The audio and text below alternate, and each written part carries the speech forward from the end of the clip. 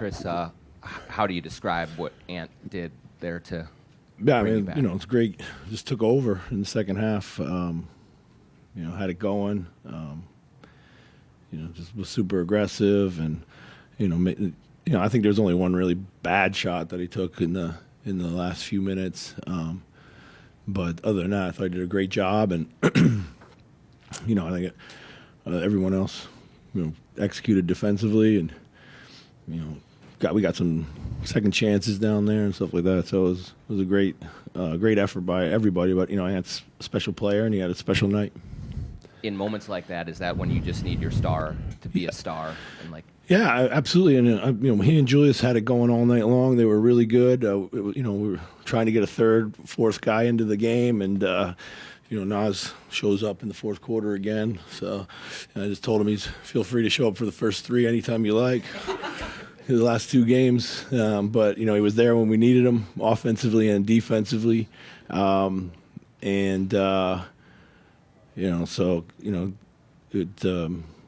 just timely baskets for sure.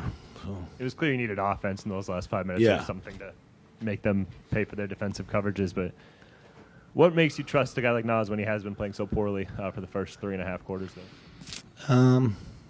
When he got the back down, we went to him a couple times in a row. That's what you got to do. You got to get him activated sometimes. Otherwise, they'll maybe hunt shots a little bit, and the game had lost its flow. So, with the way that they were switching, I thought he could get a matchup that he could take. And then once that went in, and then I thought the next one was a top of the floor three. I was like, ATO was pretty easy. I knew where I was going to go with it, and he delivered. So. Coach, I'm not sure if the Lakers made a sub the entire second half Yeah. with the physicality of the game. Did you get the feeling or the sense that you could outlast them from that standpoint?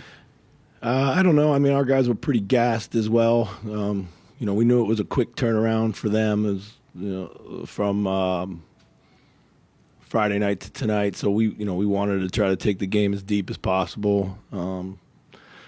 They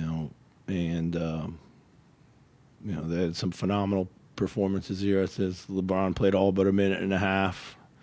And Luka looked pretty healthy again. So, but we got enough stops in the end. Made him miss a couple turnovers. So, Chris, you're down 10 going into the fourth. Can you kind of just give us a description of what it was like on the side going into that quarter and your ability to just kind of rally the troops and finish the way you did? Yeah, I don't think there wasn't any panic. It's been a hallmark of this team of the second half of the season. There's been no real panic. We've been down a bunch. Even in the first half of the season, we were down a lot through, not the greatest play, and then we'd come back. So guys always have a belief that they can come back. We just had to figure out some things defensively. That was the biggest thing to solve at the quarter break. That they were getting loose in the middle of the floor and using that as an opportunity to pick us apart from the 3-point line. So. A little bit of follow-up to what Jace was asking, but what is it about those 5 players that you've closed with the last 2 games that makes it so synergistic? I think it's a perfect blend of passing and shot making and activity. They really can play well off of each other. Probably that group hasn't played a ton together, but at this point in the season, I think they're comfortable. I think defensively, there's enough grittiness, and that's not to say that the other guys aren't, but those guys just lead with their physicality, I'd say. And then you mentioned Nas on both sides of the ball. I mean, in the crunch time, guarding out on the perimeter, Yeah. the 2 main guys. That's kind of a revelation. Well, he's been a really good defender at times. Last year he was really good. This year he hasn't always had it, but this tonight and in the playoffs he knows that's what we need him to do. And I thought he did a great job of just sitting down and guarding and standing up those drives. Coach, in the third quarter, you guys started blitzing Luka out of the pick and roll a little more, which kind of sparked Austin Reeves knocking down spot-up threes and Rui kind of creating out of the short roll and on that second side. Yeah. What are some of the challenges that kind of go with either shifting that pick and roll coverage, or kind of sticking with it and hoping that those defensive coverages continue? Yeah, I think a couple of those were just like reads by our guys, which we do give them a license to do at times, and especially in the effort to try to keep Luka off balance. But we didn't make the right rotations behind it, so I think caught some others by surprise a little bit. That's one, and two, it's they're a hard team to put two on the ball like that because there's so much passing out there at the top of the floor with both Luka and LeBron. Everybody's one pass from a bucket, so that's a tough place to be for long periods of time.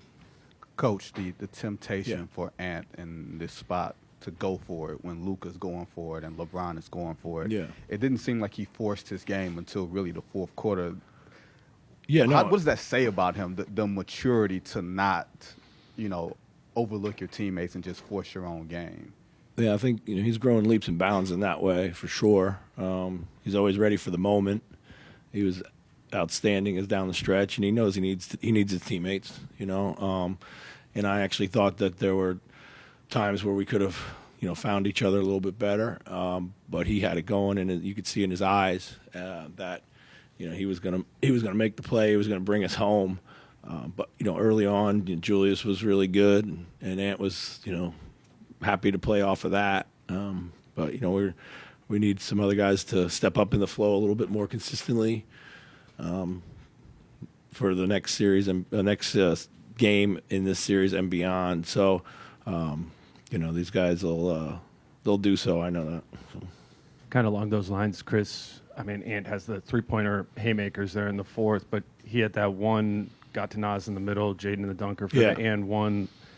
The diligence that he's looking to beat the defense. Mm-hmm. I mean, obviously that's been a battle this season, but just how have you seen that grow, and then how much does that mean in the fourth?